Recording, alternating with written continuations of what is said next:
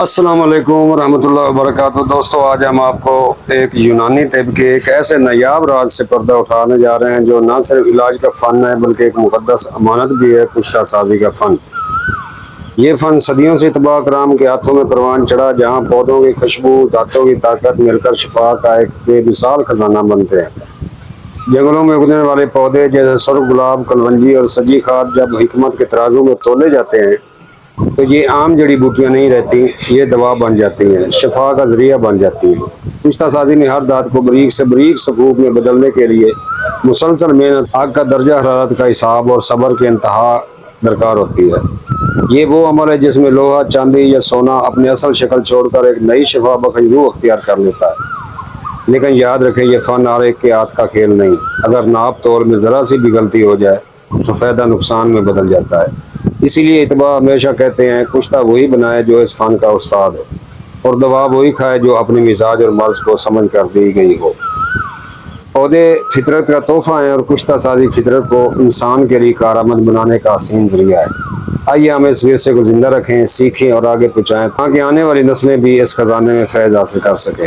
یار دوستو، میں ہمیشہ جڑی بوٹیوں میں کشتہ جات تیار کرتا ہوں، تو آج ایک جڑی بوٹی کا میں آپ کو تعارف کراتا ہوں جس میں بہت سارے کشتہ جات بنائے جاتے ہیں اور نسخہ جات بھی بنائے جاتے ہیں اور آنکھوں کے لیے بہت مجرب ہے۔ جی دوستو، آپ کو میرے چینل پر خوش آمدید۔ آپ دیکھ رہے ہیں یوٹیوب چینل حکیم طارق وید، جہاں ہم یونانی طب، جڑی بوٹیوں، کشتہ جات اور قدیم حکیمانہ نسخوں کی راز آپ تک پہنچاتے ہیں۔ آج ہم بات کریں کہ ایک ایسی نایاب جڑی بوٹی پر جس کا نام ہے اٹسٹ۔ یہ عام نظر آنے والے پودا ہے، مگر اس میں وہ شفا ہے جو صدیوں سے انسانیت کا علاج کر رہے ہیں۔ کچھ دوستوں نے اٹسٹ اور گیس کھپرا پنرنوا کو ایک ہی قرار دیا ہے، مگر یہ علیحدہ علیحدہ ہے۔ یہ اس کا پھول ہے اور یہ پنرنوا یعنی کہ گیس کھپرا کا پھول ہے۔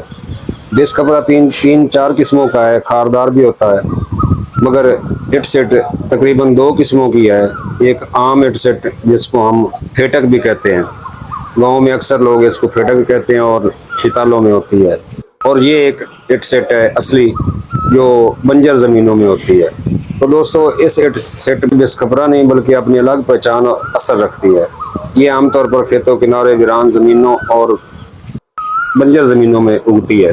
اس کی پتیاں بیضوی، ہلکی سبز میل اور نرم ہوتی ہیں۔ پھول چھوٹے گلابی یا جامنی رنگ کے ہوتے ہیں جو گوشوں کی شکل میں ہوتے ہیں، اور پنرنوا کا پھول ہے وہ گلابی کلر کا ہوتا ہے، اوپر اٹھا ہوا ہوتا ہے اور وہ 3-4 دانوں کی شکل میں ہوتا ہے۔ قدیم اتباع اس پودے کو خاص اہمیت دیتے تھے، خاص طور پر کشتہ جات میں اس کا کردار ناقابل فراموش ہے۔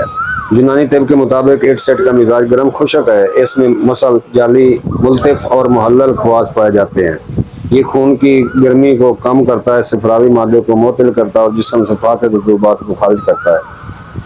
اسے خاص طور پر جوڑوں کے امراض، جلدی بیماریاں اور جگر کی خرابیوں میں استعمال کیا جاتا ہے۔ خون صاف کرنے والا اٹسٹ فاسد مادوں کو دور کرنے والا خون سے خارج کرتا ہے اور چہرے کی رنگت کو دکھاتا ہے، سوزش کم کرتا ہے اور پرانے دردوں میں آرام دیتی ہے۔ خارش، چنبل، پھنسیاں اور داد میں پتوں کا لیپ شفا یاب ہے۔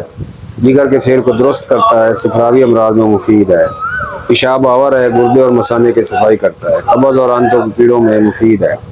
پتوں کا رس یا لیپ زخموں پر لگایا جاتا ہے تاکہ جراثیم ختم ہو جائے۔ اتباع کے ہاں اٹسٹ کی خاص پہچان کشتہ سازی ہے۔ اس کی پتیاں اور جڑ دھاتوں کی سختی کو توڑنے، زہریت کو کم کرنے اور انہیں قابل ہضم بنانے میں مدد دیتی ہے۔ کشتہ کلی معدے اور جگر کے امراض کے لیے بہت اچھا ہے۔ کشتہ سونا دل کی تقویت کے لیے بہت اچھا ہے اور دل کی مضبوطی کے لیے بنایا جاتا ہے۔ کشتہ چاندی دماغی طاقت اور اعصابی طاقت کے لیے بنایا جاتا ہے۔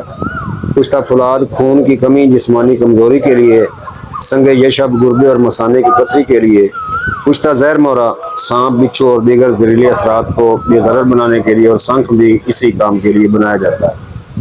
یہ کشتہ جات بغیر اٹسٹ کے اس معیار اور افادیت کے ساتھ تیار نہیں ہو سکتے۔ اس کے پتوں کا ساگ بنا کر کھایا جا سکتا ہے، خون صاف کرتا ہے۔ یہ جڑ کا جوشاندہ، جگر اور گردے کی صفائی بھی بہترین ہے۔ جلدی امراض، زخموں پر پتوں کا لیپ کیا جاتا ہے۔ دانتوں کو دلانے اور مضبوط شکل میں لانے کے لیے استعمال کیا جاتا ہے۔ اس کی جڑ کا مقطر پانی آنکھوں کی بینائی واپس لے آتا ہے۔ زیادہ مقدار میں کھانے سے معدہ بوجھل ہو سکتا ہے۔ حاملہ خواتین طبیب کے مشورے کے ساتھ استعمال کریں۔ کچھ جات میں شامل کرنے سے پہلے درست مقدار اور وقت کا تعین لازمی ہے اور اس کا مقرر کرنا ضروری ہے۔ ایلوپیتھی میں دانتوں کا استعمال تقریباً ختم ہو چکا ہے، جبکہ یونانی طب میں ایڈسٹ جیسے پودے دانتوں کو محفوظ اور قابل ہضم بناتے ہیں، اہم کردار ادا کرتے ہیں۔ یونانی طریقہ علاج فطری اور طویل المدتی اثرات رکھتا ہے اور سائیڈ افیکٹ نہ ہونے کے برابر ہوتا ہے۔ دوستو، ایڈسٹ ایک سادہ نظر آنے والا مگر قیمتی پودا ہے۔ یہ بھی علاج میں شفا رکھتا ہے اور کچھ جات کو بھی انمول بناتا ہے۔ یاد رکھیں، قدرت کے ہر پودے میں شفا چھپی ہے، بس ضرورت ہے ہم اس کو پہچانیں اور جانیں اور صحیح طریقہ استعمال کریں۔ آپ کا دوست، آپ کا بھائی حکیم طارق جوید، محض باتات و پشتہ جات۔ السلام علیکم ورحمۃ اللہ وبرکاتہ۔